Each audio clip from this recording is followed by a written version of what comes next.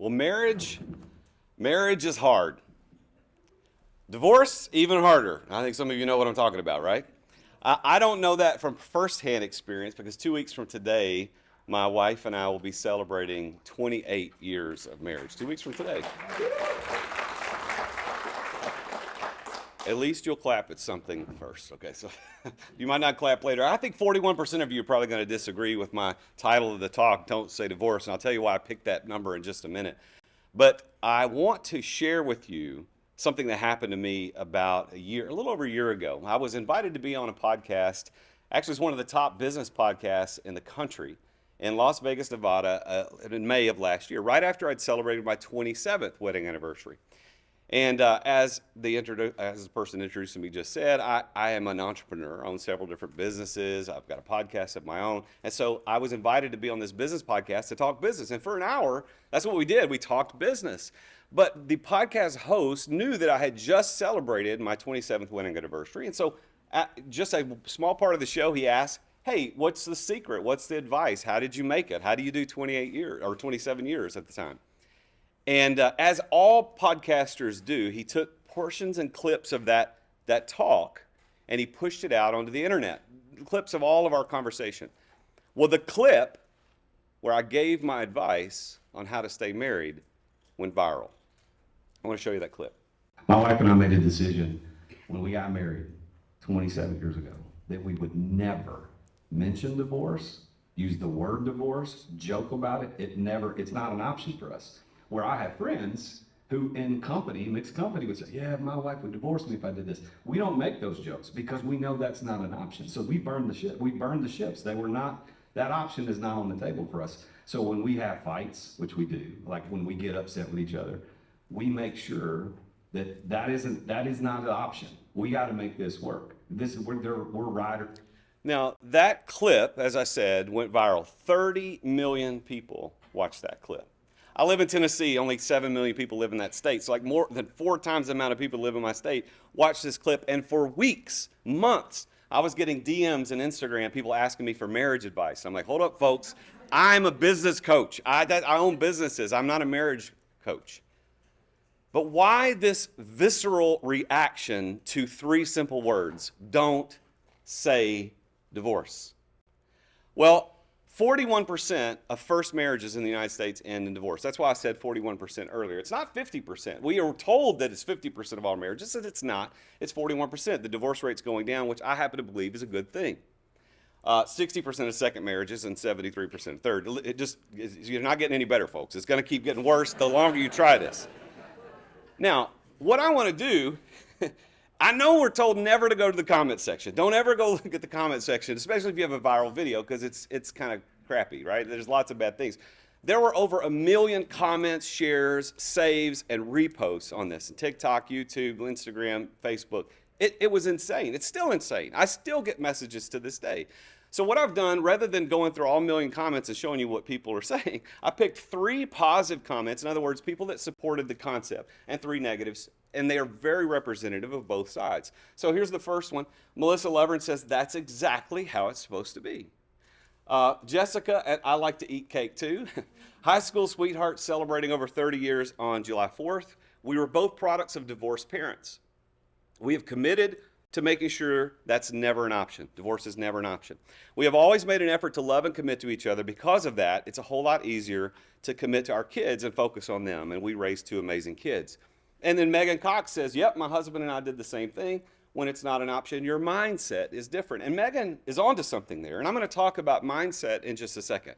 But before I do, let's turn it to the other side of life, the negative comments, right? And I took their handles out because I don't want them blown up on this, but I took their handles out.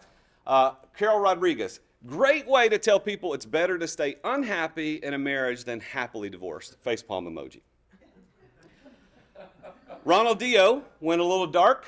He says, they can make that decision about divorce at the beginning of the marriage, but some people do change over time. It should be normalized to discuss divorce if you outgrow the other person later in the relationship and you want something else without feeling trapped.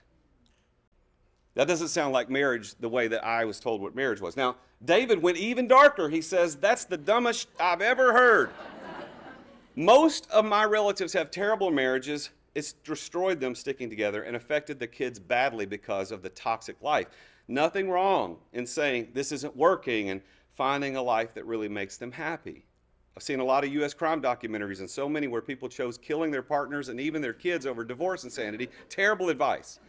Well, I'm not sure where David gets marriage advice, but I don't really get mine from U.S. crime documentaries. Now, I understand that in an 18-minute TED Talk, I'm not going to satisfy everybody's opinions on divorce and marriage. I get that. But I want you to join me in something very specific about don't say divorce. But before we do, let's look at this. Isn't this traditional? Is it you, if you are married, you said this or a version of this at your ceremony, I imagine. For better, for worse, for richer, for poorer, for sickness and health until death do us part. But if I go to that negative comment section and I pull out what people are saying, I have to rewrite vows. I take you to be my lawfully wedded spouse, to have and to hold until something better comes along. I promise to love, honor, and cherish you as long as you don't get on my nerves too much.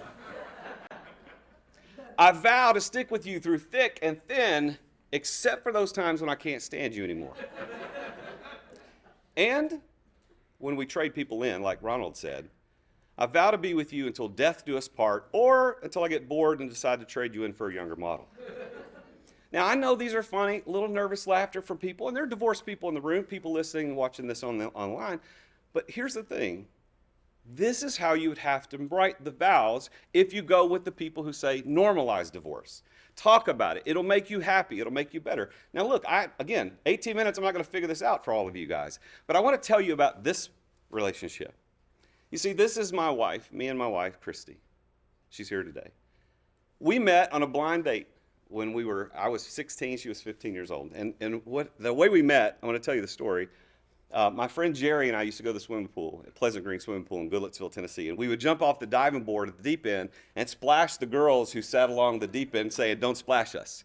And so there was a girl sitting there one day named Trisha, who happened to be my wife's best friend at the time. But Christy wasn't there. My wife was not there. Trisha was there. So my friend Jerry and Trisha ended up liking each other after a few splashes, and they started going out on dates. And then they both have this grand idea that we, Christy and I, should meet on a blind date and go out. So on July 3rd, 1991, I hop in my Chevy Celebrity, because I was cool.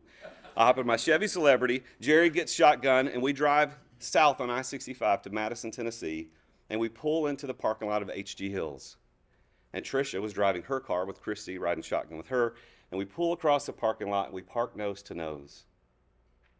And I look across the steering wheel, through the windshield, into the car to see this girl I'm about to go on a date with. And all I could see was a white headband and big glasses. And I'm thinking, what have I gotten myself into? Now, listen, it's early 90s. You can get away with that style. So Jerry and Christy swap places. Jerry gets in Trisha's car. Christy gets in my car.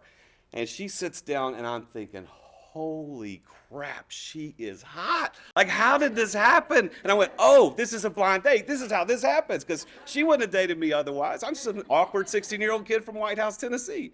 This ain't going to happen. But so nevertheless, we drive off. I start driving, and I'm looking at her from the corner of my eye, and I can't stop looking at her. She's so pretty, and I missed the exit.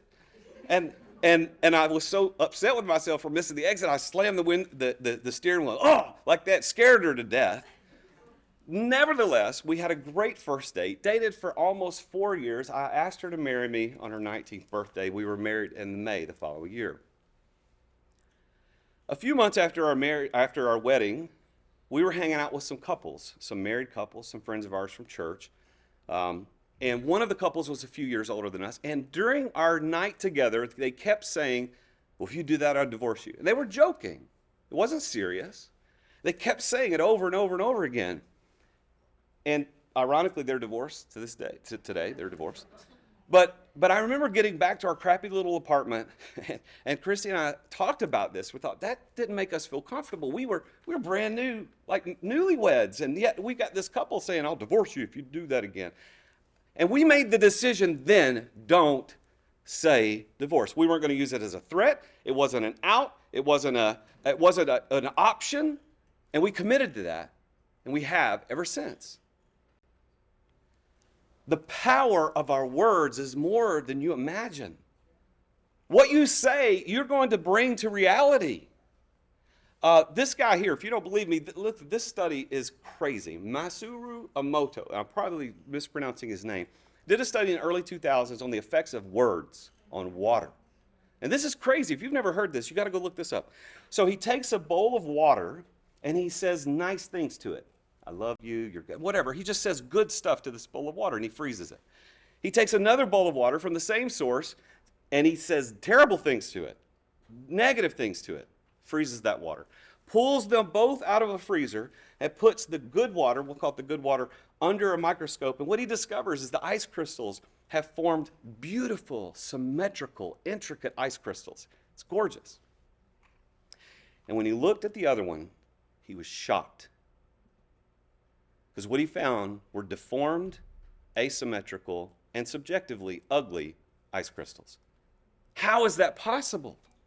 With only words being the only difference between the two experiences. It's because our words have power.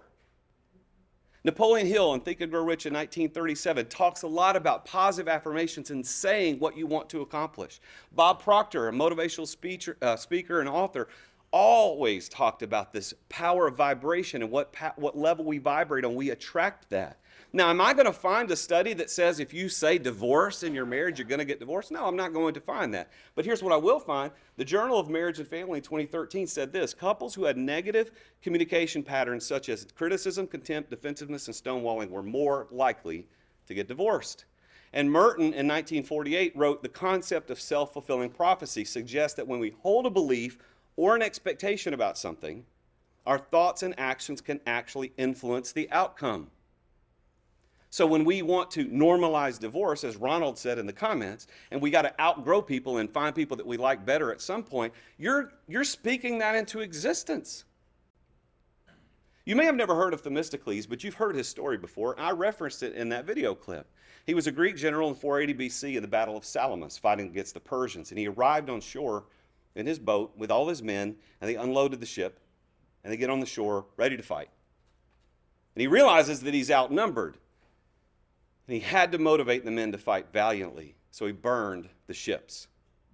So as the ships were burning and sinking into the water behind him, he stood before his men and he said, men, if we're ever going to get home, it'll be on ships that we build in this land. And if we are to build ships in this land, we must be victorious. So he cut off the escape route.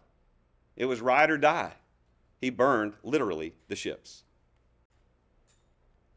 You see, what that illustrates is the power of commitment, because they went on to win that battle because they were committed.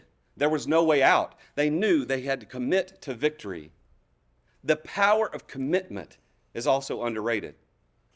The Journal of Marriage and Family in 2009 produced a report that said commitment is a key factor in predicting relationship satisfaction and stability. Couples who reported higher levels of commitment were more likely to stay together and report greater satisfaction in their relationships.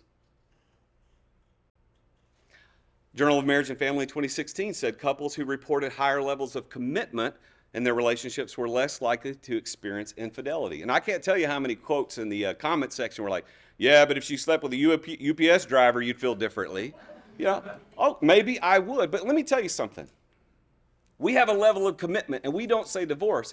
But over 28 years of marriage, do you think we might have had the opportunity to step out? Her more than me, because she's a lot prettier than me. But we didn't take those options. Why? Because we are committed. We're in. That's what marriage is supposed to be.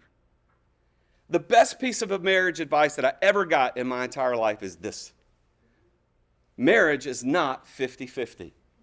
You see, if you go into marriage with 50-50 as your idea, and something doesn't hit 100%, you will never for a minute think it's your 50% that's not working. You will always think it's hers or his. Marriage is 100-100. And therefore, if we're aiming for 100% and we're not there, whose fault is it? Mine. This is marriage. I don't want you to say divorce because I think marriage deserves that. Marriage should be 100-100. Don't say divorce. I want to read to you as I finish up today Part of the vows that my wife and I repeated to each other, part of our ceremony 28 years ago. These were written by a man named Edmund O'Neill. Marriage is a commitment to life, the best that two people can find and bring out in each other. It offers opportunities for growth and sharing that no other relationship can equal. It's a physical and emotional joining that is promised for a lifetime. Within its circles of love, marriage encompasses all of life's most important relationships. A wife and a husband are each other's best friend, confidant, lover, teacher, listener, and critic. And there may come times when one partner is heartbroken or ailing and the love of the other resembles the tender caring of a parent for a child. Marriage deepens and enriches every facet of life. Happiness is fuller, memories are fresher, commitment is stronger, even anger is felt more strongly and yet passes away more quickly. Marriage understands and forgives the mistakes that life is unable to avoid. It encourages and nurtures new life, new experiences, and new ways of expressing love that is deeper than life. And when two people pledge their love and care for each other in marriage, they create a spirit unique to themselves, which binds them closer than any spoken or written words. Marriage is a promise, a potential made in the hearts of two people who love each other and takes a lifetime to fulfill. I am the real Jason Duncan, and I'm asking you to join me. Don't say divorce. Thank you.